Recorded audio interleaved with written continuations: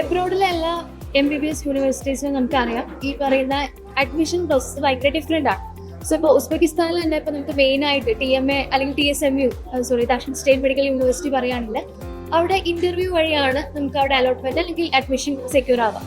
So എങ്ങനെയാണ് Cairo university ഈജിപ്തിൽ എങ്ങനെയായിരിക്കും അവിടുത്തെ അഡ്മിഷൻ പ്രോസസ് ടഫ് ആണോ, അത് എങ്ങനെയാണ് ഇന്റർവ്യൂ വഴിയാണോ, അതോ എന്തെങ്കിലും എക്സാം ആണോ, എങ്ങനെയാണ് അവിടെ? കെയ്റോയില് നമ്മള് മെയിൻലി നോക്കുന്ന മാർക്കാണ്. അത് ഫിസിക്സ്, കെമിസ്ട്രി, ബയോളജിയിൽ 75% മാർക്ക് വേണം. അതൊരു ക്രൈറ്റീരിയ ആണ്. മാത്സിൽ 60+ ഉണ്ടായിരിക്കണം. ഒരു 5 സബ്ജക്ട്സ് ആണ് total 10th and 12th combine ചെയ്ത് സെലക്ട് ചെയ്തിട്ട് 75+ ഉണ്ടാവണം. ആ ഒരു ക്രൈറ്റീരിയ ഉണ്ട്. ആ ക്രൈറ്റീരിയ ഫോളോ ചെയ്യുന്ന ആളുകൾ ഡയറക്റ്റ് മിനിസ്ട്രിയിലേക്കാണ് അപ്ലൈ ചെയ്യുന്നത്. ആ മിനിസ്ട്രിയിൽ അവർ അലോട്ട് ചെയ്യും.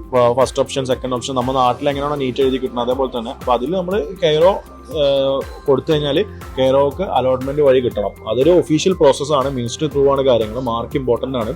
അതിനുശേഷം അവർക്ക് എന്താ പറയുക, അലോട്ട്മെന്റ് വന്നു കഴിഞ്ഞാൽ അതിന്റെ ഫീസും കാര്യങ്ങളും അടച്ചിട്ട് മുന്നോട്ട് പോകാം. അപ്പോൾ അതിന് ത്രൂ ഔട്ട് ഹെൽപ്പ് ചെയ്യാനാണ് നമ്മളിപ്പോൾ ഡോക്ടർ എക്സ്പെർട്ട് നമ്മുടെ ടീമുണ്ട്, കംപ്ലീറ്റ് കാര്യങ്ങൾ. അപ്പോൾ നിങ്ങൾ നമ്മൾ അപ്രോച്ച് ചെയ്ത് കഴിഞ്ഞാൽ നമ്മൾ തീർച്ചയായിട്ടും അതിന് വേണ്ട എല്ലാ പ്രോസസ്സുകളും ചെയ്ത് കൊടുക്കും. നിങ്ങൾ ശ്രദ്ധിക്കേണ്ട ഒരു കാര്യം എന്ന് പറഞ്ഞാൽ നിങ്ങളുടെ പാസ്പോർട്ട് നിങ്ങളുടെ അഡ്മിഷൻ കൺഫേം ആവണ വരെ ഒരാൾക്കും ഷെയർ ചെയ്ത് കൊടുക്കരുത്. കാരണം അത് ഷെയർ ചെയ്ത് കൊടുത്തു കഴിഞ്ഞാൽ അവരിപ്പോൾ നിങ്ങളുടെ പേരിൽ പോർട്ടൽ ക്രിയേറ്റ് ചെയ്ത് കഴിഞ്ഞാൽ പിന്നെ നമുക്ക് അതിലേക്ക് ആക്സസ് ചെയ്യാനും പിന്നീട് അതുവഴി നമുക്ക് പല കേസുകളിലും നമുക്ക് ഏറ്റവും വലിയ ബുദ്ധിമുട്ടുണ്ടായതൊക്കെ അങ്ങനെയാണ്. അപ്പം ചില പാസ്പോർട്ടുകൾ പല കൺസൾട്ടൻസികളിലും കൊടുക്കും. അവർ അതിലൊരു അക്കൗണ്ട് ഓപ്പൺ ചെയ്തിട്ട് കഴിഞ്ഞാൽ പിന്നെ അത് ഭയങ്കര ഡിഫിക്കൽട്ട് ആയിരിക്കും. അപ്പോൾ നിങ്ങൾ 100% ഉറപ്പിച്ചതിന് ശേഷം മാത്രം നിങ്ങളുടെ പാസ്പോർട്ടുകൾ ഷെയർ ചെയ്യാൻ പാടുള്ളൂ എന്നുള്ള കാര്യങ്ങൾ പ്രത്യേകം മനസ്സിലാക്കാം.